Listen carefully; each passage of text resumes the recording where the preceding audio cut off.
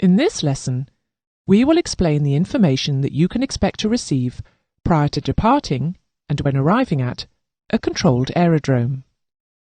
All manner of information can be expected from an aerodrome controller via radio, and there are some phases of aircraft operations that have a set format for the information that is transmitted. The following recording is an example of an airways clearance. CC203, good morning. Climb to altitude of 6,000 feet. There is no speed restriction. Scorecard it. Climb altitude 6,000, no speed restriction. Scorecard in. CC203. CC203 up to 3,000, heading 095. Heading 095, passing 3,000 feet. CC203. UK 46 Golf, descend to altitude 4,000 feet. Altitude 4,000 feet, again 46 Golf. Prior to taxiing for takeoff, a pilot requires some essential pieces of information to enable him to arrive at the correct departure runway at the right time and depart in an authorized and controlled manner.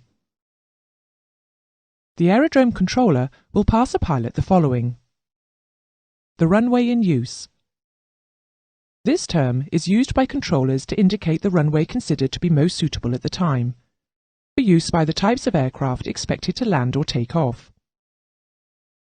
Pilots may request a different runway if they choose, but the aerodrome controller authorizes any such request.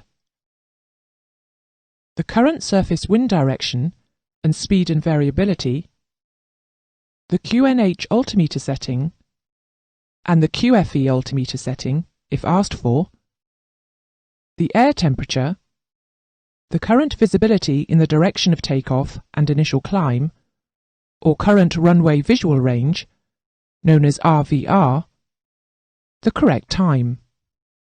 At most major aerodromes, automated systems of delivering this information is available to pilots departing and arriving. It is called the Automatic Terminal Information Service, known as ATIS. Here is an example of such a broadcast.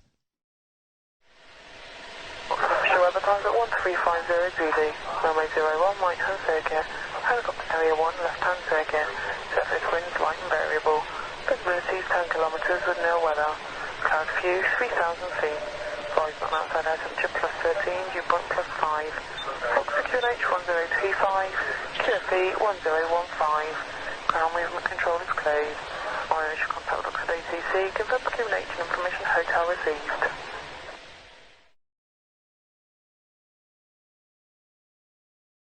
Having arrived at the holding point of runway in use, the pilot will be told of any significant changes in surface wind direction and speed, air temperature and visibility, or RVR, significant meteorological conditions in the takeoff and climb-out areas.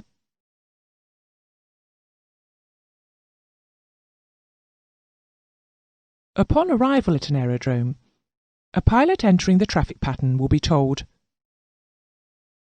the runway to be used, the mean surface wind direction and speed with significant variations, the QNH altimeter setting, and, if requested, the QFE altimeter setting.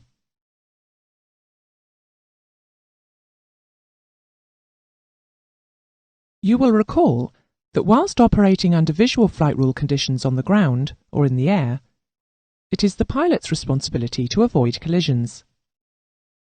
However, whilst in the vicinity of a controlled aerodrome, aerodrome controllers will pass to pilots essential traffic information to enhance their ability to avoid mishap. Essential local traffic information should be considered to consist of that information concerning any aircraft, vehicle, or personnel on the manoeuvring area, or traffic operating in the vicinity of the aerodrome which may constitute a hazard to the aircraft concerned.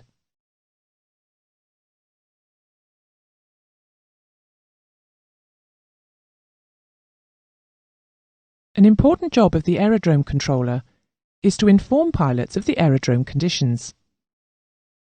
Pilots are able to gather some of this information through other means, like NOTAMs and ATIS broadcasts, but it is still the responsibility of the aerodrome controller to ensure that all relevant information is passed to pilots.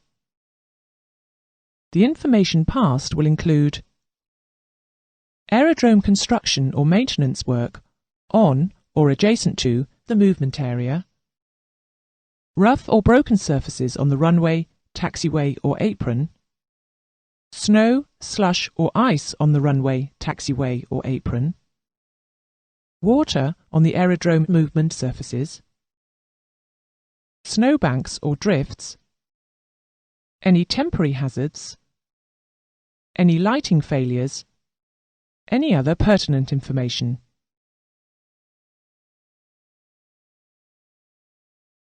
This completes the lesson on information to aircraft. Hopefully, you have understood that to ensure the very highest safety standards, it is important that information regarding the meteorological and operational conditions of the aerodrome is passed to pilots by aerodrome controllers. Without a formal and accountable exchange of information between the aerodrome controller and aircraft, incorrect assumptions might be made, leading to poor decisions and compromises in safety.